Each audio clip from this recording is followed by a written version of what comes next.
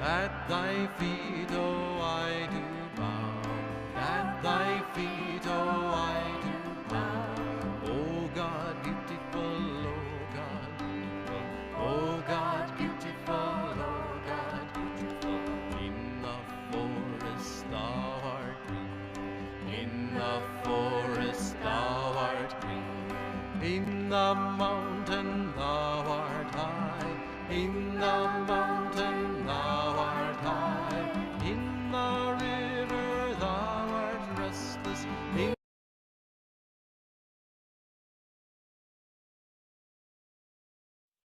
Good evening. Namaste, everybody. Welcome to today's class on Patanjali's Yoga Sutras. Let us integrate ourselves.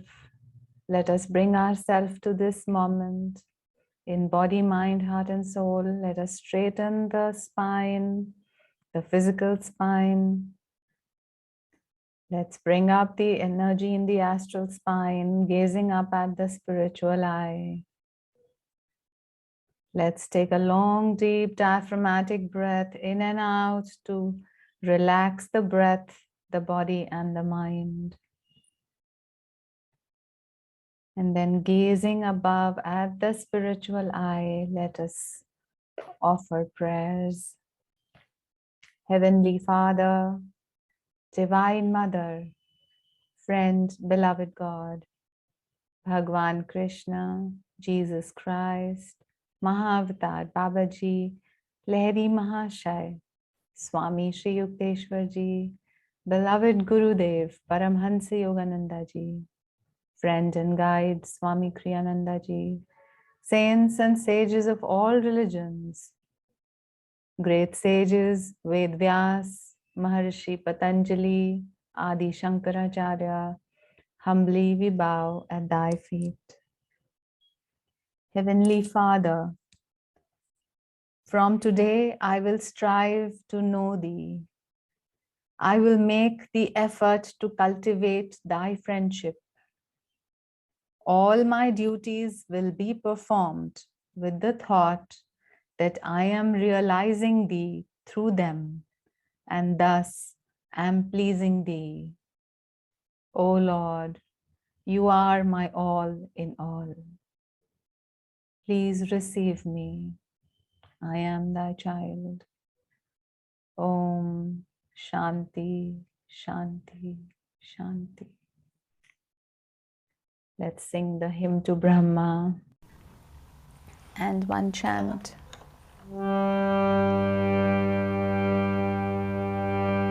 Guru Brahma, Guru Vishnu, Guru Deva Maheshwara, Guru Sakshat Parabrahma, Tasmai Shri Gurave Namaha. Brahmananda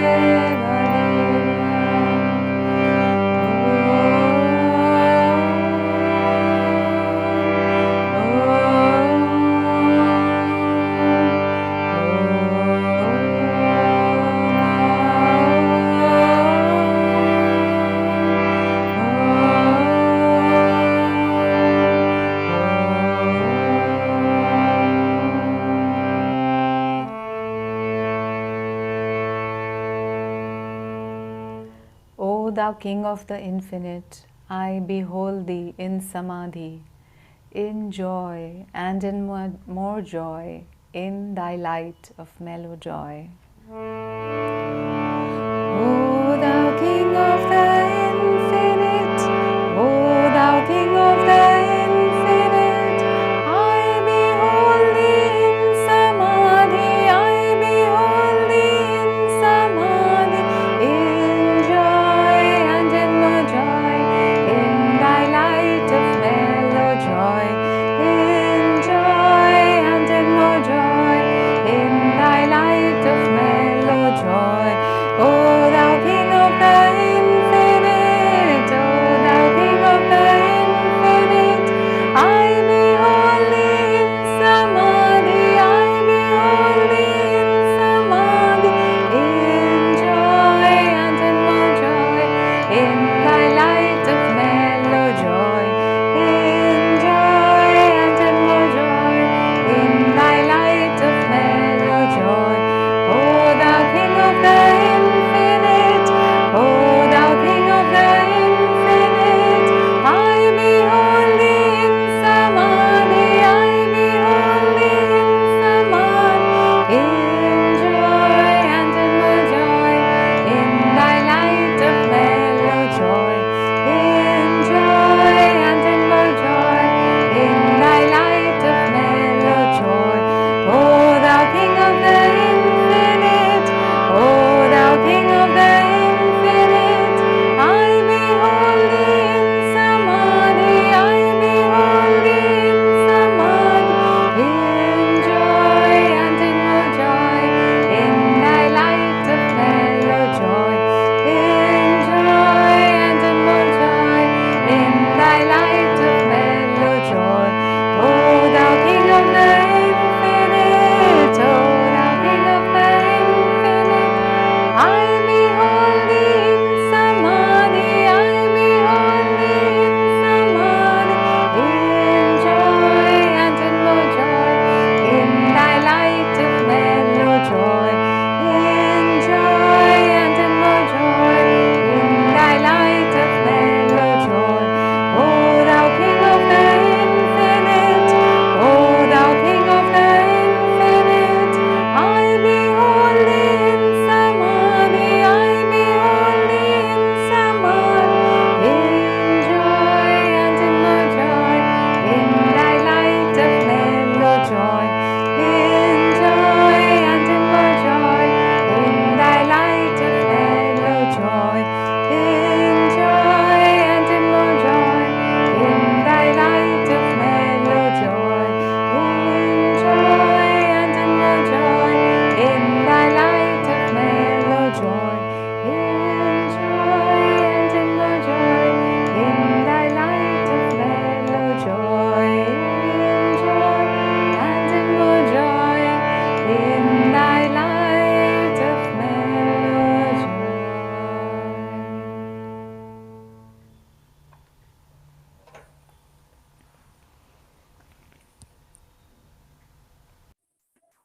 Let's just take a moment to smile to ourselves.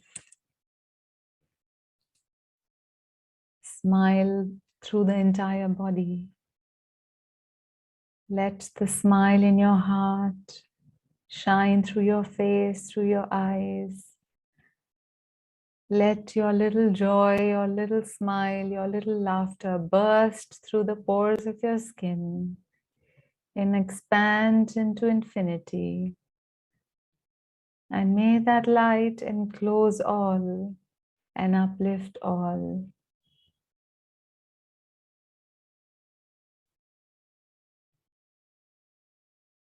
Let us hear a few thoughts by Swami Kriyananda on awareness.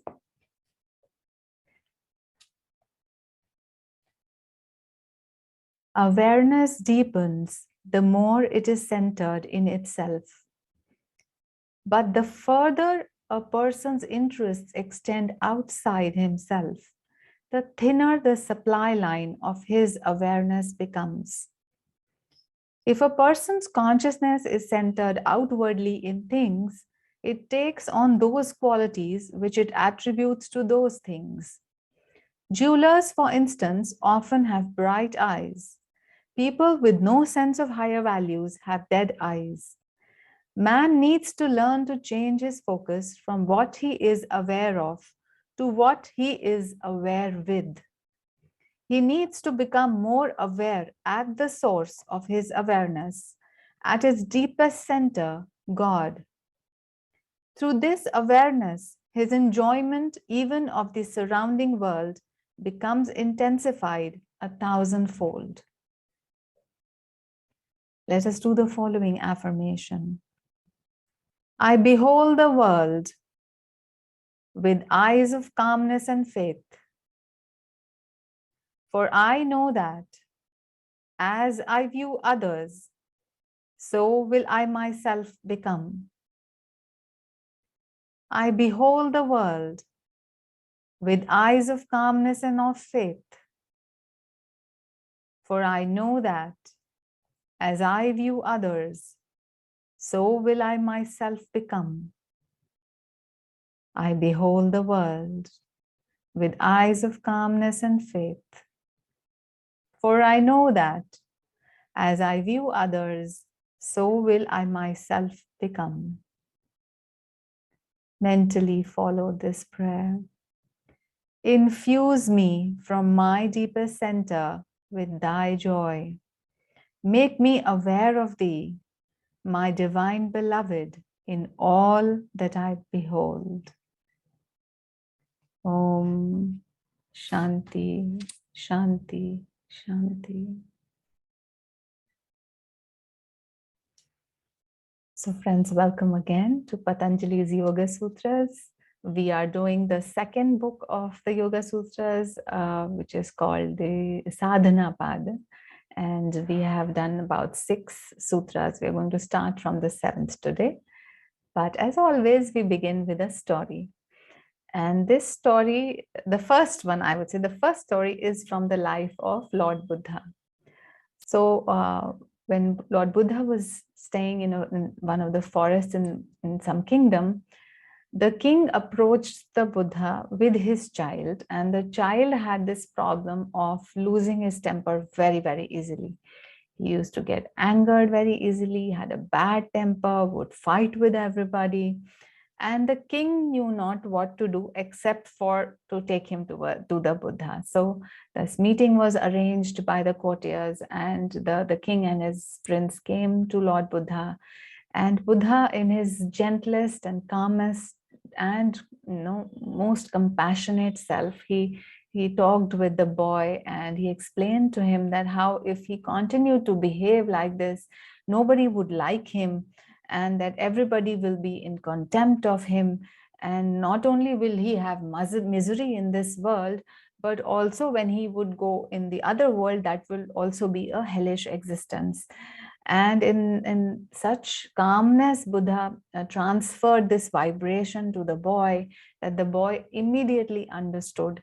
And from that day on, he changed his ways. So everybody was so wondered at this transformation, that everybody was talking about this, the people in the court, the people in the kingdom, and even the bodhisattvas, the monks that were living with the Buddha were talking amongst themselves as to how wonderful the Buddha's teachings are, and how he explains, and how people actually get to listen to him. And then to just a few of his monks, he relates another story. And the Buddha says, do you know why he listened to me this time? It's because in another past lifetime, he had listened to me. And then what was the story of that past? In that past, the Buddha said, I was an ascetic living in a Himalayan cave. And it was the rainy season, and just to get a few things, I had to go down into the kingdom. And as he went into the kingdom, people knew that he's a great wise man, and the king came to know that the ascetic has come to the kingdom. So he invited him and he asked him to stay in the palace and so on.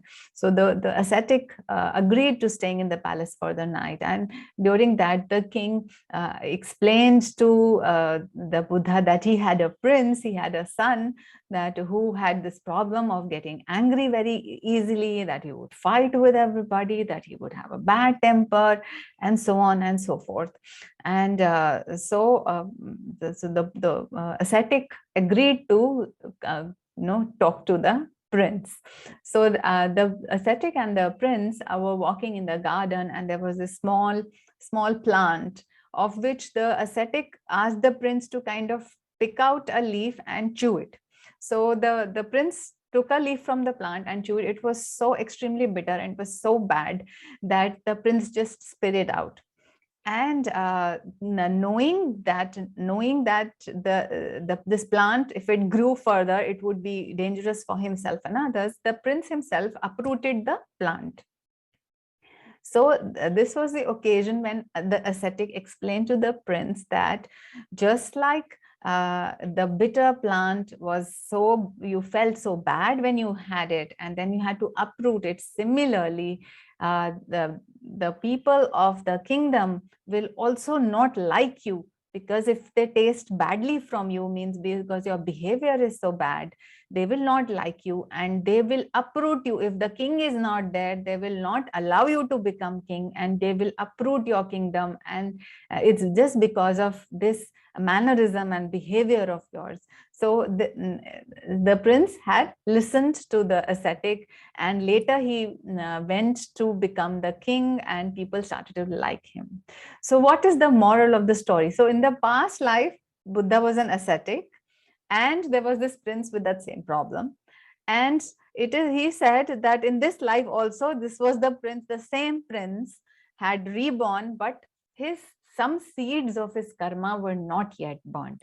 But in this lifetime, since the Buddha had attained enlightenment, so that contact with the Buddha in this lifetime had freed the prince from, first he had instantaneously understood the message of the Buddha and he had corrected himself, and that had freed him in this lifetime from all the tendency of anger and irritability and so on.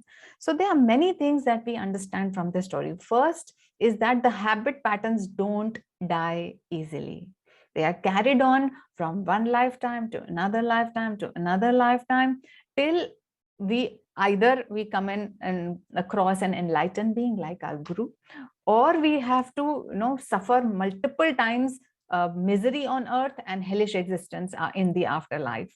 And then we have to repeat this multiple times till we regret doing what we have done and till we start to improve.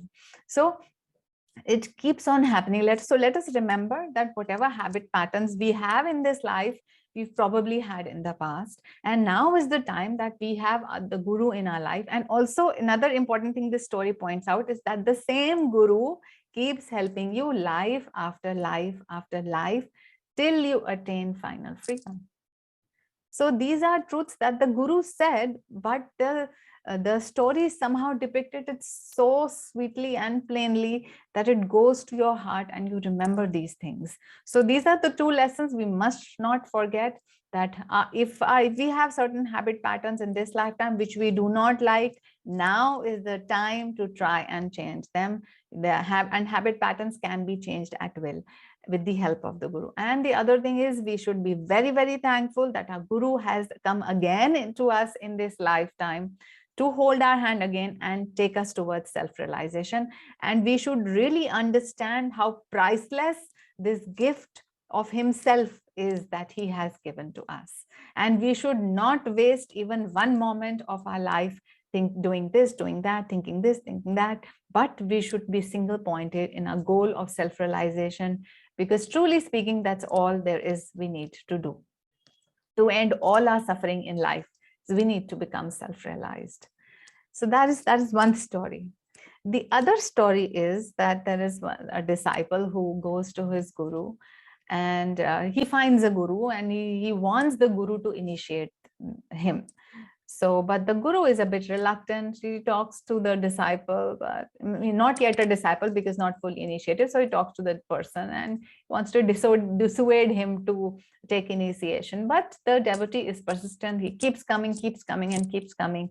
So finally, one day, the guru gives him some seeds in his hand and he says, okay, you do whatever with them, and so and so. So the devotee takes the seeds and he obviously understands that these are seeds. I need to sow them somewhere and then something will happen. So he thinks some magic will happen. So he goes to a particular spot and he sows those seeds. And then, of course, a small sapling comes and then he starts to water it, takes care of it, it becomes big. So his 6 months happen and then the person goes back to the guru and says, okay, now initiate him.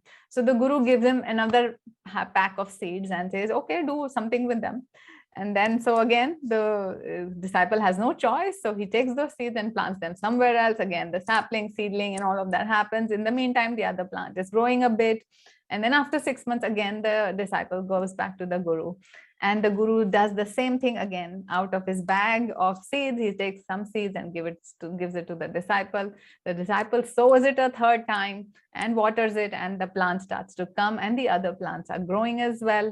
And again, after 6 months, the same story is repeated. This final time, the guru gives him seeds and this disciple goes and plants them and takes care of them. So kind of in 4 stages, the plants are growing. One is a small sapling, one has become a little bush kind of thing, one is becoming a tree, and so on. So and then after 2 years, so the disciple goes to the guru, and the guru says, I will initiate you, but first you come with me and take me to where you have sown all the seeds that I gave you. So this says, first take me to the last set of seeds that the latest ones, so which are just 6 months old. So the disciple and the guru, they go together to that newest plant, and the guru says to the disciple, uproot this plant.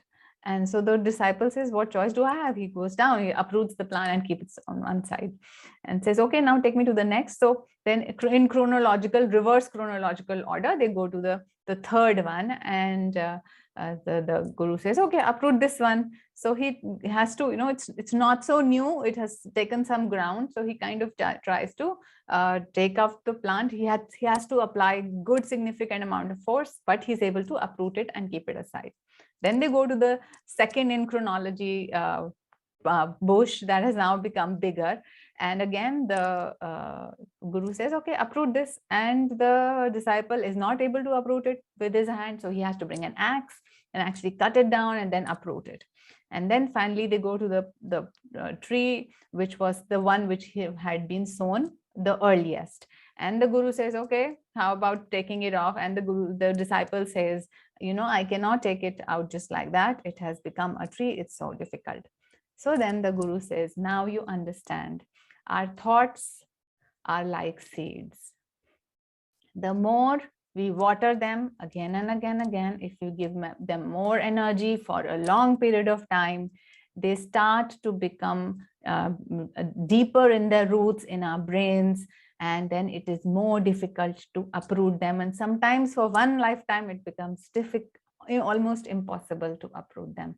But the seeds to which you have given lesser time and energy, they are easy to uproot. So the thoughts that you have given lesser time and energy will be easily erased from your subconscious and from your memory, from your system. And therefore, it is important that all bad habits and all worldly ways be nipped in the bud. Means all the thoughts that take you towards delusion, all the habit patterns that keep you in bondage all the time, as soon as you recognize them, that is the time to kind of offer them to the guru, ask for help, do the right affirmations, meditate continuously, so that you are able to erase those seeds even just when they are in the seedling and sapling phase. So this is a huge moral in this story, and we must remember that, as the legend says, there are 2 wolves in the mind, a good and a bad, and the more you feed whichever wolf will become stronger and will kill the other. So it is up to us which side are we feeding? Which thought are we cultivating in our mind? Which thought are we feeding again and again? And is it just the worldly thought of why did this person do that to me? Why the world is going wrong every day? Why politically we are suffering so much? Why is there so much religious and so much inharmony? Are you dwelling on these thoughts? But because eventually these thoughts are not going to take you anywhere. They are going to give you some disgust in the present moment. So they are going to take the energy off the present moment. They are going to waste your time. They're going to waste your energy, and you will lose direction. And your direction is towards self-realization, knowing that you are above and beyond all these worldly affairs, that you are even beyond your own thoughts and emotions. So for self-realization, it is important that as good disciples, we shun all the thoughts that are unnecessary on the path to God realization. So with that, we just start our sutras. Okay, so just a revision of the first 6 sutras very quickly in 1 to 2 minutes. And in the first sutras, Patanjali said that to attain samadhi, you need 3 important things. One is tapasya or austerity, the other is swadhyay or introspection, and the third is surrender or ishvara pranidhan. In Sutra 2, he said that practicing these will minimize the kleshas. And in Sutra 3, he described the kleshas, which are, we already know, avidya, asmita, raga, dvesh, abhinivesh. Okay, and that means ignorance, ego, I-ness, attachment, aversion, and body clinging attitudes. Then in the 4th sutra, he says that actually avidya or ignorance is the breeding ground of all the other kleshas. Okay, Sutra 5, he said that what is avidya? Avidya is that in which you think that the non-eternal is eternal, that the impure is pure, the pain you is seen as pleasure, the non-Atman is seen as Atman, and knowledge is seen as ignorance. In Sutra 6, he says that ego is that which confuses the seer with the instrument of seeing. Seer is the Atman, the experiencer is God or the Atman, and the instrument of seeing is the mind, the intellect, and the organ of the sense. So when a person confuses these and thinks that they are one, then he's working from the level of the ego, from this little I-ness, instead of understanding that the true Atman is beyond all of this and it is the true experiencer. Okay. Sutra 7, very interesting. Patanjali says, Sukh anusai ragaha, meaning Sukh means happiness. Anusai means that accompanies or follows. Raga is attachment or likes. So Swami Vivekananda said, attachment is that which dwells on pleasure. तो इसका क्या मतलब है? किसी चीज में यदि हमें आनंद आएगा, आनंद मतलब टेम्पररी प्लेजर मिलेगा, तो उस चीज से हम अटैच हो जाते हैं, क्योंकि हमें वही चीज, सेम प्लेजर को बार बार वो स्टिमुलस को रिपीट करना है ताकि हमें सेम हैप्पी फीलिंग हो. सो हम अटैच उन चीजों से हो जाते हैं जिससे हमें प्लेजरेबल एक्सपीरियंस मिलता है. और कि जब भी कोई चीज हमें नहीं अच्छी लगती तो उससे हम यूजुअली अटैच नहीं होते हैं. So this is just he is explaining the working of the mind. So if you are attached to something, that means you have derived some pleasure out of it some time ago. Now whether it was a dead end pleasure that you realize later, but for example an addict, he derives some pleasure when he takes a drug, and that goes into his memory, and then he gets attached to it, and of course his body gets dependent on it. That's a different issue, but his mind also gets attached to the pleasurable feeling that he attained for the first time, and then his attachment deepens with every repeated episode. It deepens. Now just don't think of addiction to drugs. We are addicted to many things. We are addicted to our jobs, we are addicted to our families, we are addicted to emotions, we are addicted to TV. These are basic simple things, but we don't realize it. We are addicted to food. We are addicted to specific patterns of the day. We are addicted to fixed sitting places in our house. We are addicted to sleeping on the same side of the bed. They are innumerable. So we get attached to those things, and Master said one has to be very, very careful to not invest too much emotions and I-ness into the experiences of this world. So Swamiji says the similar thing. Attachment is that which arises with pleasure. Attachment to anything arises only when you take pleasure in it. So the important thing for a yogi is what? Is to whatever good thing that you see or you feel, is to enjoy it impersonally, thanking God because he is the giver of that gift. So, and you refer that joy back to him. You just say, thank you, God, this belongs to you. It's a nice experience, but you don't get attached and give it to me more, give it to me. You don't say, give it to me more. You just in that moment enjoy that impersonally, knowing it is not yours, it belongs to God.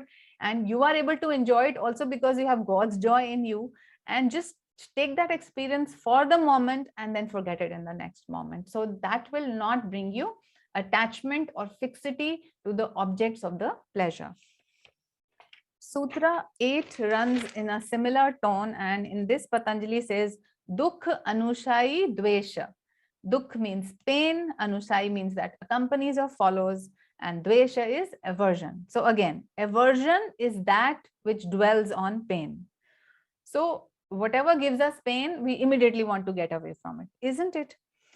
So again, what is the solution to this? Now, there are so many people in your life, there are many situations in your life which are going to give you pain, and that is because of some past things in the previous incarnations. We don't have to bother about previous incarnations all the time.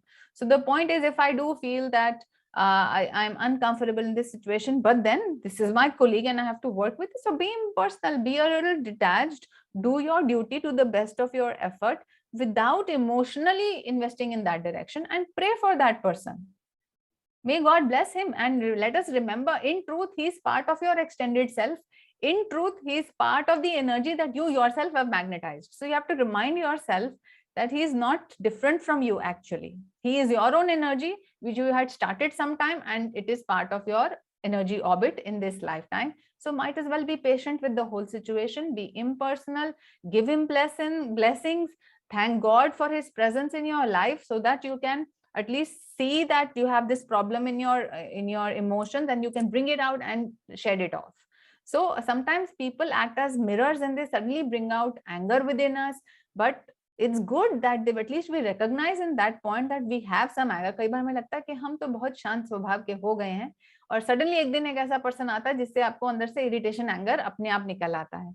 So then don't be distressed. Don't feel sorry that, oh, I thought I was calm, but this anger has come out of me. It shouldn't have happened. Don't feel guilty. Be thankful. Swamiji said, always be thankful that, oh, it has come to your awareness that there is this problem still persisting. So now I can work with it and eradicate it completely. Okay. Sutra 9. This is also very interesting, a little difficult in Sanskrit, but let me give it a try. Swaras vahi vidusho api tatha rudho abhinivesha. इसका मतलब क्या है? Clinging to life and fear of death is well known even in a learned person, flowing of its own accord. Flowing through its own nature and established even in the learned is clinging to life. So ये माना गया है और जाना गया है कि even जो वाइज मैन होते हैं उनमें भी ये जो अभिनिवेश है, जो क्लिंगिंग टू बॉडीली लाइफ है, उसका कुछ एलिमेंट होता है, बिकॉज उसकी एक अपनी पावर है. अभिनिवेश की एक अपनी पावर है जो कि चाहे थ्रेड लाइक हो, बहुत ही मिनिमल हो, फिर भी इवन वाइज मैन में होती है.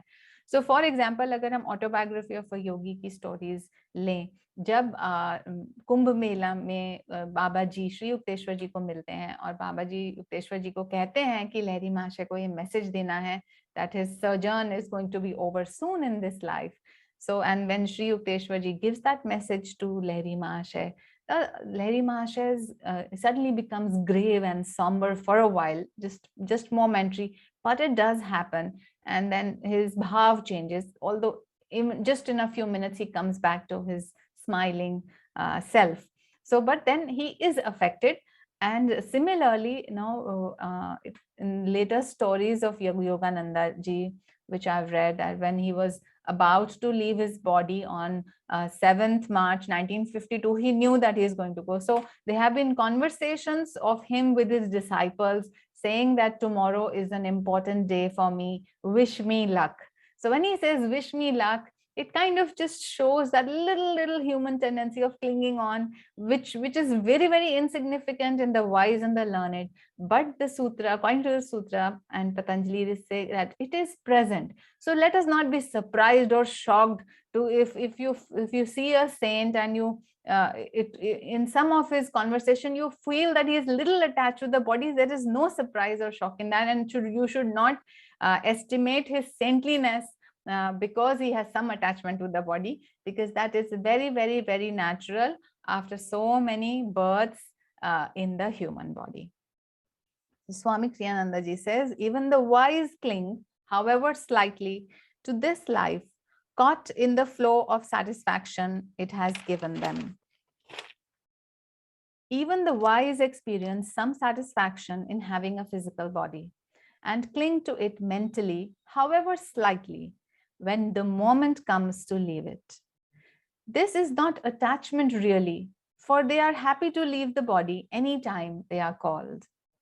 An enlightened soul facing departure from his body may just sigh thinking, oh, so you're off again, are you? He accepts the fact and quickly adjusts to it. Okay, Sutra 10. Te prati prasavehaya sukshma. इसका क्या मतलब है? Prati prasav means dissolution. Heya is to be, that has to be abandoned. Sukshma is very subtle and delicate. So एक theory के हिसाब से जो ये क्लेश हैं और जो हमारी वृत्तिज हैं, उनके एक तो ग्रॉस फॉर्म में जो है वो हो सकती हैं और फिर धीरे धीरे वो फाइन होती रहती हैं. फॉर एग्जाम्पल जो हमारे इनर बैटल्स भी हैं या जो एनर्जी मूवमेंट्स हैं, वो पहले हमें ग्रॉस लेवल पे इस वर्ल्ड का बैटल फाइट करना होता है, फिर हमें मेंटल लेवल पे भी ये फाइट करना होता है कि गुड और बैड क्या है, एक हमें एनर्जी और प्राण लेवल पे फाइट करना होता है कि अपवर्ड वर्सेस डाउनवर्ड क्या है. सो ये जो बैटल है ये बहुत सारे लेवल्स पे चलता रहता है. जो वृत्तिज हैं वो बहुत सारे लेवल्स पे हैं और कई सूक्ष्म होती हैं और कई ग्रॉस होती हैं. सो जैसे कि हेट्रेड की वृत्ति अगर हम माने, ये तो एक बहुत बड़ी सी वेव की तरह है कि सडनली आपको कोई ऐसा पर्सन मिला जिसको आप डिसलाइक है एंड सडनली हेट्रेड आया, तो एक बहुत ही बड़ा एक इसको एक ह्यूज वृत्ति मानेंगे और इसको काउंटर करने के लिए भी आपको एक काउंटर वृत्ति चाहिए होगी इसको गिराने के लिए, और वो काउंटर वृत्ति होनी चाहिए the wave of love. So for example, Swami Vivekananda writes that, suppose there is a wife and a mother who is fighting, who is angry with her husband, and she in that moment she has hatred for husband for something he has done. In that very moment, if her child comes running to her and hugs her, she is suddenly overwhelmed by the wave of love for him, and that smoothens off the anger that she is facing in that moment with her towards her husband or towards anybody else. So it is the wave of the powerful wave of love which can counter the powerful wave of hate. And then they say that similarly at all subtle levels you have very, very fine vrittis and fine waves which also need to be countered. Okay, so what does Swamiji say? Swamiji says all the obstacles can be removed. How can these be removed? So one way is कि एक जो बड़ी wave आ रही है उसकी counter wave कर दो. दूसरी तरीका क्या है? They can be removed by the perception of their first cause, which is ego. यानी कि यदि हम अविद्या से अपनी इग्नोरेंस हटा के थोड़ा थोड़ा ये समझने लगे कि हम ये ईगो नहीं है, हम ये लिटिल आईनेस नहीं है, क्योंकि ईगो से ही सारे likes, dislikes, love and hated ये सब शुरू होता है. तो यदि हम उस सोर्स को पहचान लें और उसके ऊपर वर्क करें, तो ये जो फाइनर लेवल ऑफ वृत्तिज हैं उनको हम कैंसल आउट कर सकते हैं और उनको नॉन एग्जिस्टेंट बना सकते हैं, उनको वैंक्विश कर सकते हैं. So Swamiji says the ego is like the root of a great tree. When the roots are killed, the tree dies. It is good to battle one's individual weaknesses. It is better, however, to fight those battles which are easier to win instead of struggling futilely against enemies that are too strong for someone.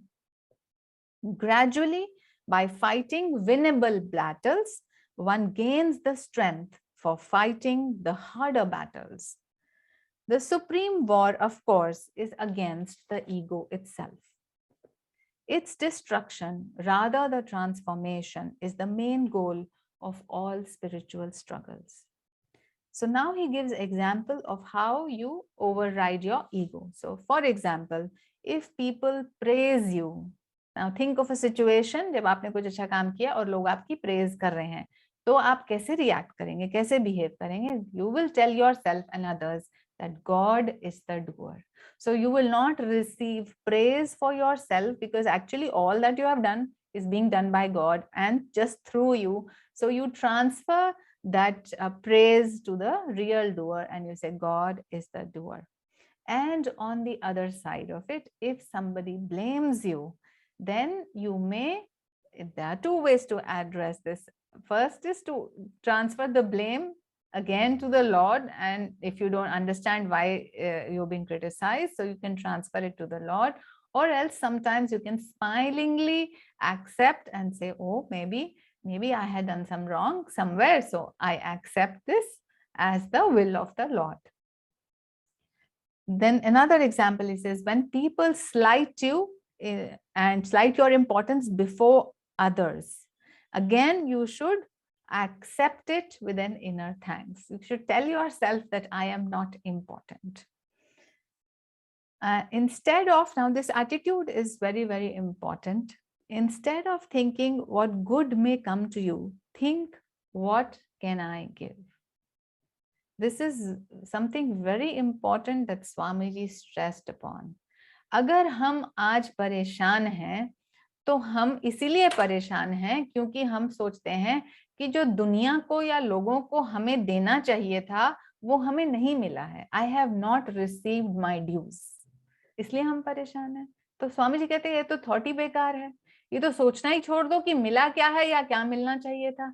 ये सोचना शुरू करो, दिया क्या है, क्या Joy दिया है, क्या लव दिया है, विजडम दिया है, पावर दी है लोगों को, शांति दी है. जो दिया है वही मिलने वाला है. तो आज से ये सोचना बंद कि मुझे क्या मिलना चाहिए था या क्या मिल रहा है या क्या मिलेगा. ये सोचना शुरू, क्या दिया है मैंने, और अगर अभी तक कड़वाहट दी है तो मैं उसको कैसे चेंज करूं. अभी तक मैंने माइजरली वे में एक्ट किया है वर्ल्ड के साथ, तो मैं कैसे जेनरस और एक्सपेंसिव हो जाऊं. सो मैंने क्या देना है और क्या दिया है इज मोर इम्पोर्टेंट. एंड अपने आप को भूल जाइए कि मुझे क्या मिला, क्योंकि वो एक बहुत ही बड़ा ट्रैप है आपके लिए. Okay, then another, he says, instead of glorying in any honors that are heaped upon you. So हमें बहुत अच्छा लगता है कि हमें लोग ऑनर करें और बहुत तारीफ करें कि जी आप तो बहुत ही महान हैं और आपकी महानता की तो कोई सीमा ही नहीं है, आप बहुत ग्रेट हैं. तो स्वामी जी कहते हैं इसको भूल जाओ, इसको बिल्कुल भी वेटेज मत दो, बट ये चेक करो कि क्या आप दूसरों को ऑनर कर रहे हो कभी, क्या आप दूसरों को अप्रिशिएट कर रहे हो, उनको ऑनर और रिस्पेक्ट दे रहे हो कि नहीं दे रहे हो. every human deserves respect, because either you can say he is God or you can say he is you yourself. जिस तरह से आप अपने आप को रिस्पेक्ट करते हो, उसी तरह सेम रिस्पेक्ट आपको दूसरों को भी देना है. Then next example, Swamiji says, instead of worrying about what people think of you, concentrate on what you can share with them. So आप, ये बहुत ही कॉमन प्रॉब्लम है कि हम यही सोचते रह जाते हैं कि वो क्या सोचेगा, ये क्या सोचेगा, ये मेरी मतलब उनकी नजर में मैं बुरा ना बन जाऊं, चाहे मैं गलत काम करके या झूठ बोल के छुपा लूं, पर मैं उनकी नजर में बुरा ना बन जाऊं. तो स्वामी जी कह रहे हैं इस सब की चिंता भी ना करें, बल्कि आप फिर से यही चेक करें कि क्या were you kind to them, were you compassionate to them, were you understanding to them, did you give your friendliness and love to them. क्या आपने उनको दिया, क्या उनसे शेयर किया, और ये सब छोड़ना भूल जाइए कि वो मेरे बारे में क्या सोचते हैं, because this is completely unimportant, useless waste of time and energy. Don't worry about how others are toward you. You be a true friend to them. It's very difficult. लोग आप पे चिल्ला रहे हैं और स्वामी जी कह रहे हैं आपको उनका फ्रेंड बनना है. बनना ही पड़ेगा. क्योंकि क्यों बनना पड़ेगा उनका फ्रेंड? कि आपने ये सोचना नहीं है कि आपको क्या मिल रहा है, आपने ये सोचना है कि आप क्या दे रहे हैं. क्योंकि जो कार्मिक साइकिल है उसके हिसाब से जो आप में से निकलेगा इस यूनिवर्स की तरफ वही आप तक आएगा. तो यदि आपको लोग एंगर या इरिटेशन देने हैं तो आपने कामनेस ही देनी है. आप एंगर और इरिटेशन दोगे तो घूम फिर के फिर आपके पास आ जाएगा. कहीं जाएगा नहीं. वो कहाँ जाएगा? जो एनर्जी आपके सेंटर पॉइंट से निकली वो कहाँ जाएगी, कहाँ रेस्ट करेगी इवेंचुअली? इस यूनिवर्स को मैथमेटिकली करेक्ट और स्टेबल करने के लिए उस एनर्जी को कहीं ना कहीं तो आना ही पड़ेगा. तो वो घूम फिर के वहीं से आएगी, वहीं सर्किट पूरा होगा जहां से शुरू हुआ. तो ये बहुत ही ध्यान देने वाली बात है कि हम क्या सोच रहे हैं, क्योंकि वो एनर्जी भी बिना कहे हमारे अंदर से निकल रही है. हम क्या पढ़ रहे हैं, हम क्या बोल रहे हैं, हम क्या कार्य कर रहे हैं. Very, very interesting. And let me share with you a medical, this research that has been done. Functional MRI नाम की चीज होती है जिसमें जब लोग देख रहे होते हैं किसी चीज को और या सोच रहे होते हैं या सुन रहे होते हैं तो उनकी जो ब्रेन की मैपिंग की जाती है. तो फॉर एग्जाम्पल अगर हमने लैंग्वेज की मैपिंग करनी है, हमने ये समझना है कि ये पर्सन लैंग्वेज को कितना समझ पा रहा है, तो फॉर एग्जाम्पल हम उसको एक पिक्चर, MRI के दौरान ही उसको एक पिक्चर दिखाई जाती है और उसको कहा जाता है कि इसको इस नाउन को वर्ब में कन्वर्ट करो. फॉर एग्जाम्पल बोलना नहीं है मन में, तो उसने अगर सपोज एक बच्चा है उसको हम बॉल दिखाएंगे तो उसको ये सोचना है कि मैं इस बॉल से क्या करने वाला हूँ. So he will in his mind he will think play. अगर उसके पास कोई बैट है तो अगेन उसको बैटिंग, मतलब उसका वर्ब वो करेगा और वो बोलेगा नहीं, वो अपने मन में सोचेगा. और जब वो अपने मन में सोचता है या वो बोलता है, इन दोनों केस में ब्रेन का सिमिलर एरिया लाइट अप हो जाता है. विच मीन्स अगर हम मन में कुछ सोच रहे हैं तो भी हमारा ब्रेन का उतना ही पैरेन्काइमा यूज हो रहा है वर्सेस जितना अगर हम बोलते भी तो ऑफ कोर्स स्पीच एरिया और एक्टिवेट हो जाता. लेकिन जो हमारा इंटेलेक्चुअल एरिया है जो लैंग्वेज को इंटीग्रेट करता है, वो चाहे हम स्पीच में कन्वर्ट करें या ना करें, केवल अपने माइंड में रखें, तभी भी ब्रेन का वो एरिया लाइट अप हो जाता है. इसीलिए जितने भी ग्रेट मास्टर्स हैं वो कहते हैं कि आपको ये नहीं कि सिर्फ बाहर से चीटिंग नहीं करनी है, आपको अंदर से चीटिंग का थॉट ही हटा देना है. ये नहीं कि सिर्फ बाहर से झूठ नहीं बोल रहे हैं अपने अंदर ही, लेकिन आप इतने इंटीग्रेटेड नहीं है कि आप कैजुअल लाइज को यूं ही छुपा देते हैं, आप अपने आप से ही नहीं सच बोल पाते हैं. तो जो आपने करना है वो आप हर लेवल पे कीजिए, not only in the outside world but in your speech, in your thought, in your very intention, the way you are living. वो हर लेवल पे जब आप काम करेंगे तब जाके ये जो है प्रॉब्लम सारी ये सॉल्व होंगी. तो और हमें मालूम है, मास्टर ने क्लियरली बताया है कि हमारी सारी जो लाइफ है इस समय वो थॉट से ही शुरू हुई है. So therefore we must be very very very careful of every thought that we think.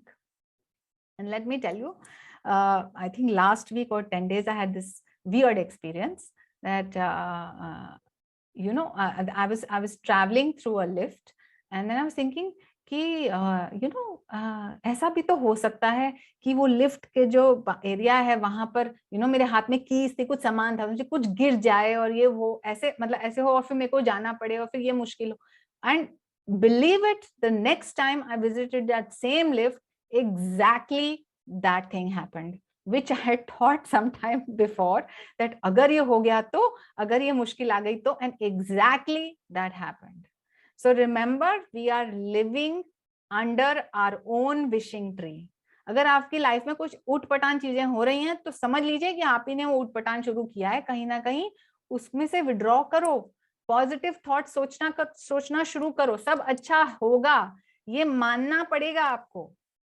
Master said आपकी बॉडी अगर सिक भी है और आप उससे मर भी रहे हो तभी भी आपने ये नहीं कहना है that my body is sick. You will say I am perfect, I am whole, because it is that thought and that sanskar which is going to go into the next life.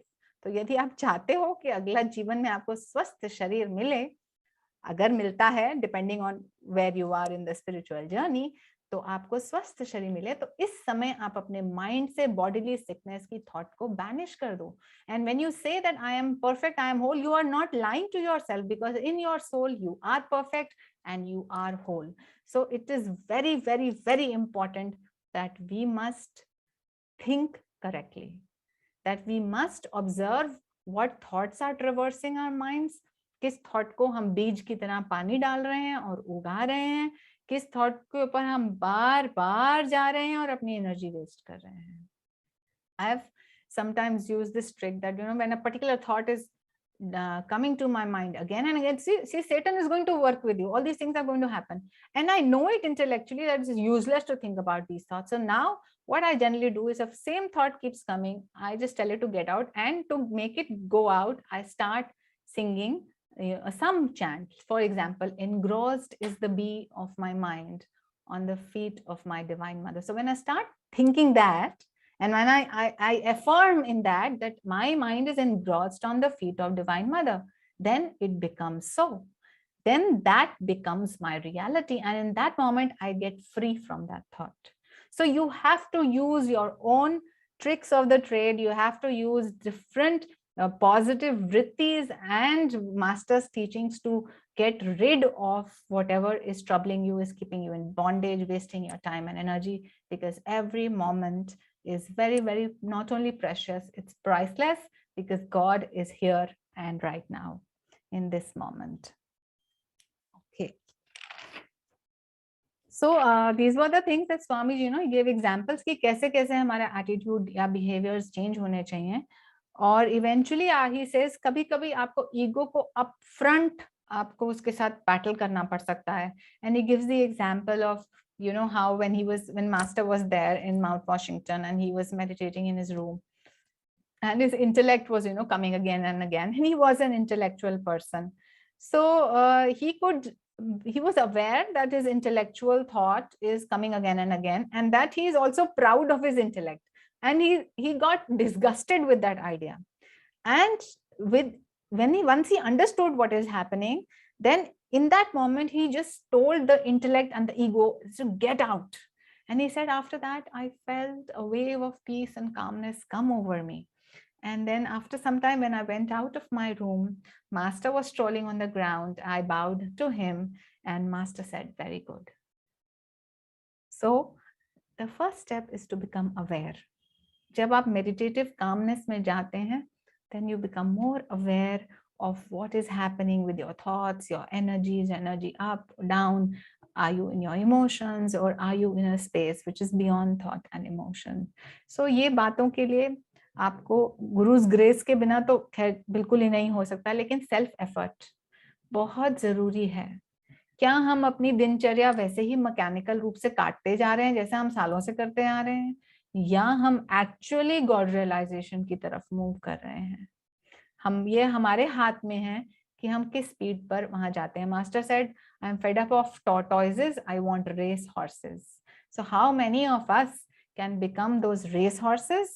Or if you choose to be a tortoise, the universe will not say anything to you. आपको ही time लगेगा ज्यादा, आप ही को multiple cycles of suffering और में से गुजरना होगा. Universe will not be bothered with it.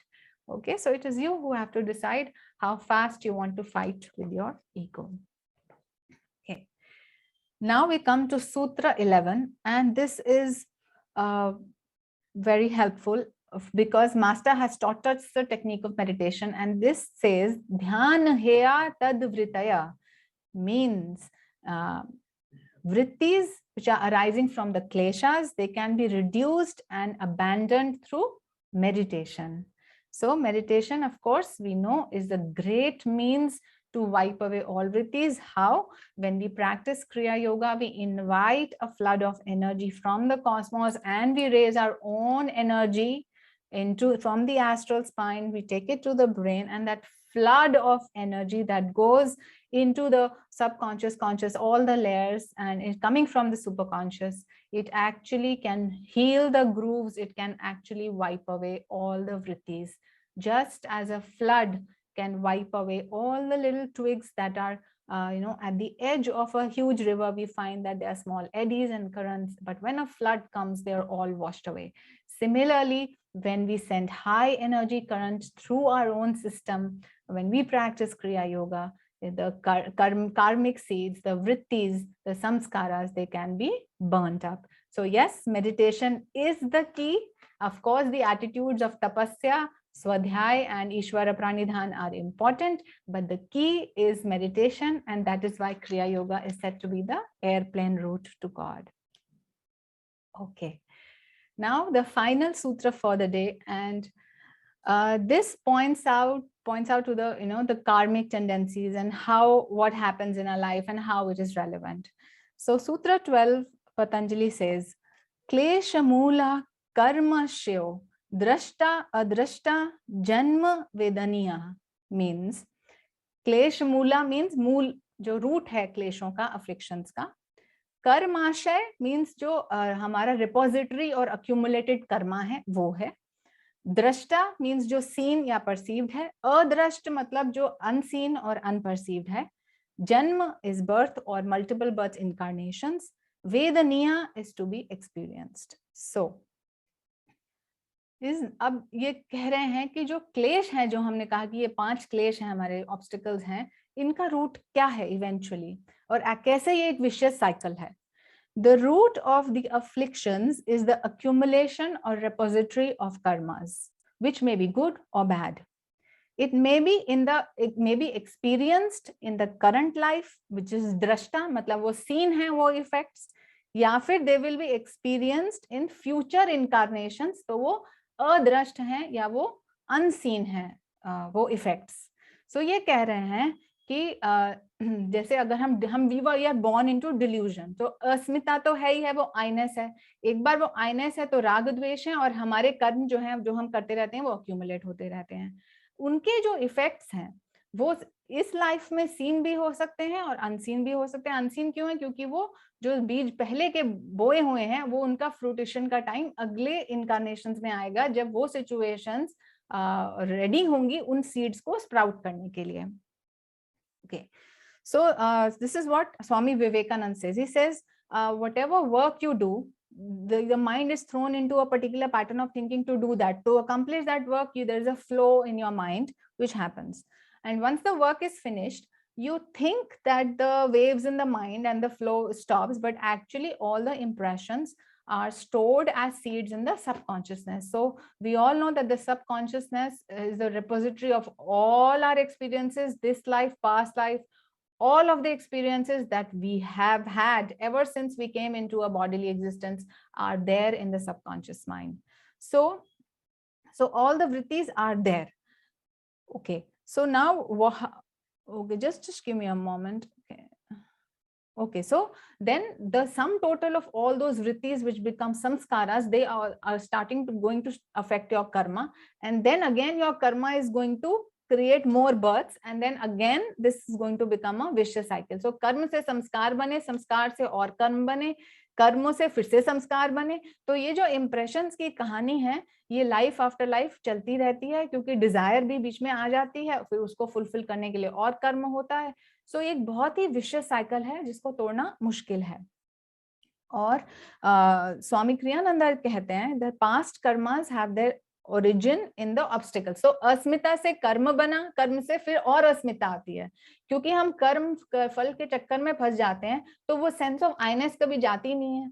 तो ये इसीलिए भी विशियस साइकिल है कि क्लेशों की वजह से कर्म होते हैं, कर्मों की वजह से और क्लेश होते हैं, तो वो गहरे होते जाते हैं, और इसलिए साइकिल, बर्थ और डेथ की साइकिल कभी खत्म ही नहीं होती है. So they cause the repository of the karma causes the events experienced in the present birth and in the future birth. इसी को हम प्रारब्ध कर्मा कहते हैं.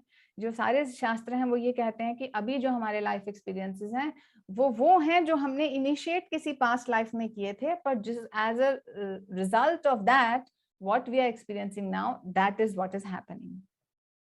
So in a sense, everything is predetermined for it by our actions in the past. We have only this much free will. We can either choose in every moment to go towards dharma or adharma.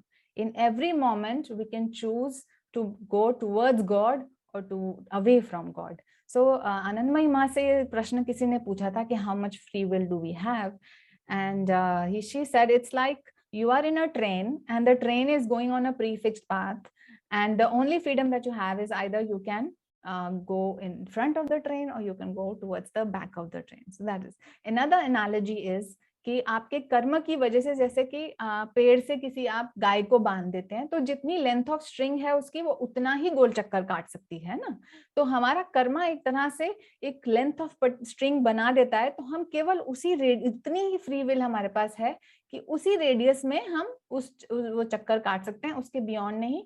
लेकिन हमारी life का purpose है कि हम अपनी will को free करें, हम पास्ट कर्मा के इम्प्रेशन से ना जिएं, हम पुराने हैबिट पैटर्न्स और टेंडेंसीज से ना जिएं, पर हम हर मोमेंट में उसको एक फ्रेश देख के एक न्यू आउटलुक से और हम उसको जिएं और उसकी फुलनेस को समझें, क्योंकि तभी हम समझ पाएंगे कि हम actually beyond time and space हैं, और इसके लिए मेडिटेशन और जितने टूल्स हमें दिए गए हैं ये हमें हेल्प करते हैं। okay. So Swami ji here mentions कि वो जो पास्ट अभी प्रेजेंट लाइफ फ्यूचर लाइफ से वो बताते हैं कि वो कैसे भृगु और अगस्त्य की writings, I am sure all of you have heard about it, कि 5000 साल पहले पाम लीव्स पे कुछ राइटिंग्स लिखी गई थी और जो कि आज भी एक्सेसिबल हैं कई जगहों पे, और स्वामी जी ने खुद भी ये एक्सेस की थी। और जब जिस दिन स्वामी जी की रीडिंग होनी थी, he was not very well physically, so Agastya reading people had come for special appointment to his house, and it was as soon as the thing was opened, there was some thunder and lightning, and it was written in that when this reading will be read, there will be thunder in the sky. So imagine these things. It was even, this was mentioned so many years, 1000 of years ago, that ऐसा होगा। तो ये बहुत हैरान करता है हमें, क्योंकि हम फिलहाल जिस युग में जी रहे हैं, यदि हम माने कि हम द्वापर युग में जी रहे हैं, तो भी हमारी लिमिटेशंस हैं, हमारी ह्यूमन इंटेलेक्ट की लिमिटेशंस हैं। और ये जब लिखी गई थी, ये त्रेता युग में माना जा रहा है, आज से 5000 साल पहले त्रेता युग चल रहा था। तब जो वेल्स थी between the truth, the real spirit and the beings, the veil was lesser, it was finer, and saints living in those eras could actually pierce the veil of time and see कि जो अभी के लोग कर्म कर रहे हैं उस हिसाब से क्या ब्लूप्रिंट्स बनेंगे और फिर इवेंचुअली उनके साथ क्या होगा इतने हजार साल बाद। So this is really, really amazing. Most of the things that were said to Swamiji were of the past were also true, and of the near future and the late future were also true. So उनके readings बिल्कुल correct निकली थी। So it intrigues us.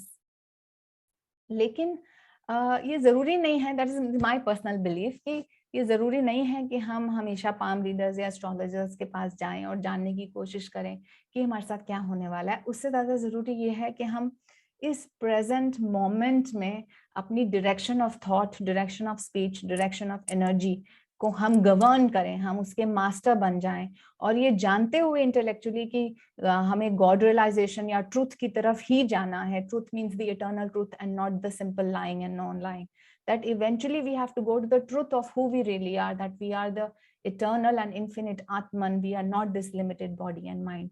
तो हम हर पल यदि इस बात को हम अपनी दिशा निर्धारित करें, उसको याद रखें, उस समय में हम ईश्वर प्राणिधान surrender to God करें, we should invite him in our life, ask him to help us to get over all the karmic seeds and tendencies, to help us in our meditation, so that we can become free from all the shackles of karma, of birth and death. So why do we want to become free from birth and death? Some people may think that कितना boring हो जाएगा, कुछ भी नहीं होगा.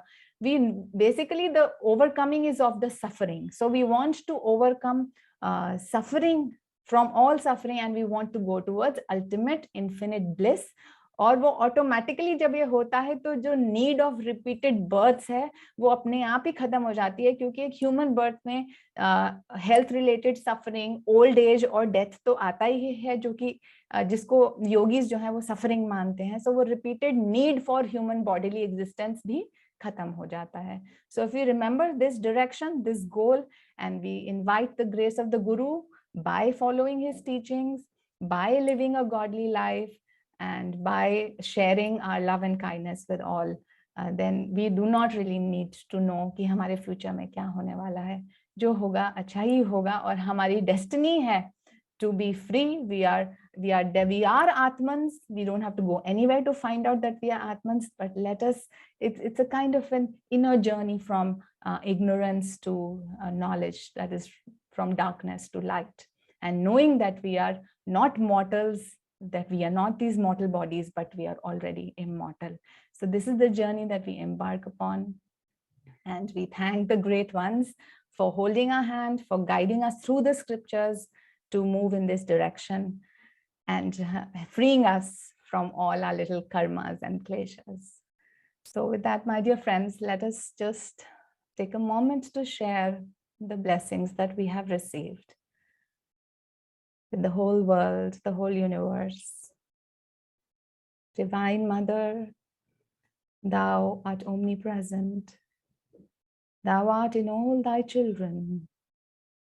Manifest thy healing presence in all bodies, all minds, and all souls.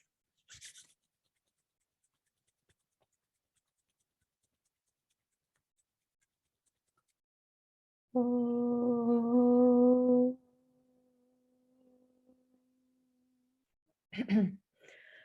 Oh.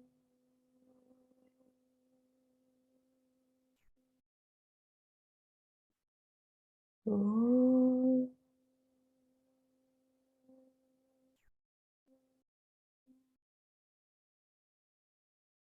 Divine Mother, may thy love shine forever on the sanctuary of our devotion, and may we be able to awaken thy love in all hearts. Om Shanti, Shanti, Shanti.